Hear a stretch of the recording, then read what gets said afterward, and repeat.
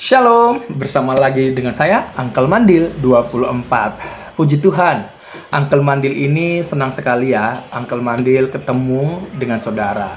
Uncle Mandil ini adalah pengikut Yesus Kristus, penganut Kristen.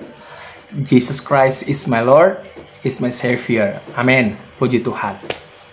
Saudaraku, di sini Uncle Mandil mau bagikan satu pembelajaran kembali dalam Lukas pasal 23. Ayat yang ke-35.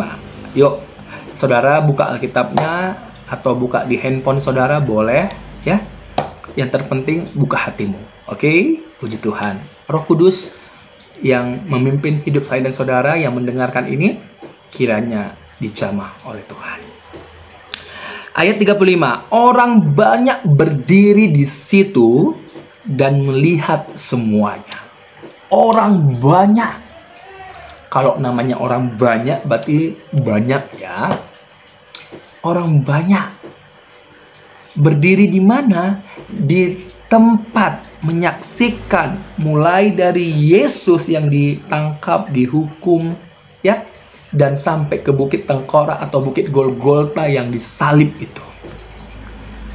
Orang banyak menyaksikan Yesus disalib. Melihat dengan mata mereka. Yesus benar-benar disalib. Kalau kita lihat juga dalam sejarawan seorang Yahudi namanya Josephus, dia juga menuliskan di dalam tulisannya, benar bahwa Yesus disalib, benar bahwa Yesus itu mati dan bangkit pada hari ketiga. Josephus ini bukan orang Kristen, dia adalah orang Yahudi. Tetapi dia menuliskan apa yang benar-benar terjadi, fakta, sejarah. Dan di sini dalam Lukas pasal 23 ayat yang ke-35 juga dinyatakan dengan jelas.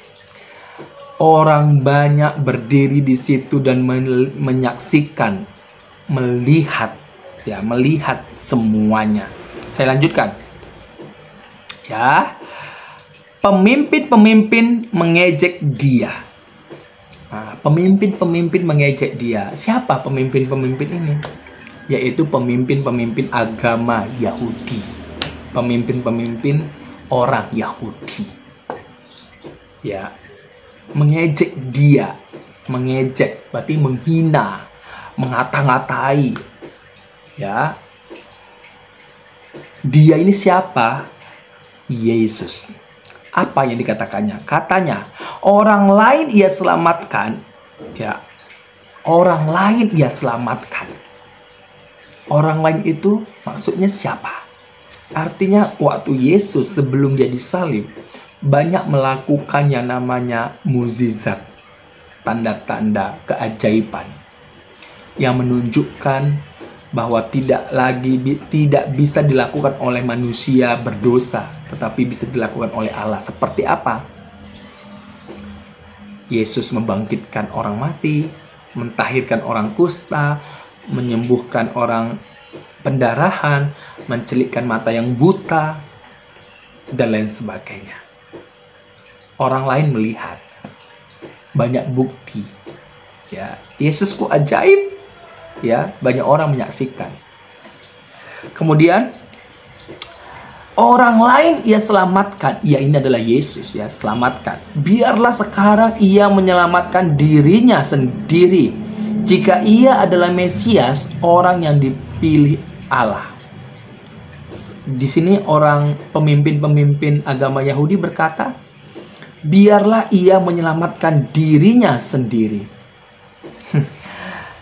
Pemimpin-pemimpin Yahudi ini adalah ajaran-ajaran yang keliru yang dia katakan. Dia mengatakan biarlah dia menyelamatkan dirinya. Artinya biarkanlah Yesus menyelamatkan dirinya.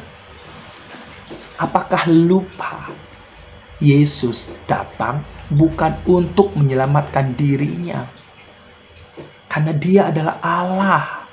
Dia adalah Mesias. Dia adalah firman Allah itu Yang diselamatkan adalah manusia yang berdosa. Sejak Kejadian pasal 3 ayat yang ke-15, di mana setelah kejatuhan Adam dan Hawa ke dalam dosa,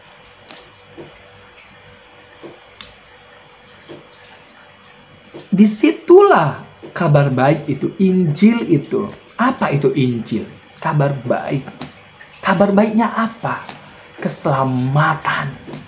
Dan Injil yang sebenarnya itu, ya, yang tadinya kabar baik yang diperdengarkan, tetapi nyata Allah menjadi manusia, Mesias, Yesus Kristus, itulah Injil itu yang menjadi korban menebus manusia. Jadi Yesus datang menyelamatkan manusia, bukan menyelamatkan dirinya sendiri. Yesus itu tidak berdosa. Ya, dia tidak berbuat dosa, dan tidak ada seorang pun yang bisa menunjukkan dosanya karena dia tidak berdosa. Dan dia datang menyelamatkan orang berdosa. Termasuk pemimpin-pemimpin agama Yahudi juga diselamatkan. Tetapi pemimpin ini oleh karena hatinya dengki, tidak ada Roh Kudus dalam hidupnya, sehingga dia menolak Yesus. Menolak Yesus. Dan kita harus sadar bahwa Yesus datang bukan untuk menyelamatkan dirinya, tapi menyelamatkan orang yang berdosa, supaya orang yang berdosa itu tidak berada di bawah penghukuman Allah kekal. Makanya setiap orang yang di dalam Yesus, orang yang tinggal, orang yang percaya di dalam Yesus, dialah yang dibenarkan, dikuduskan, disucikan. Dialah yang mendapatkan pendamaian. Dialah yang tidak berada di bawah penghukuman Allah. Dialah yang mendapatkan hidup kekal itu, karena percaya kepada Allah yang telah menjadi manusia di dalam anaknya yang tunggal, Yesus Kristus. Puji Tuhan.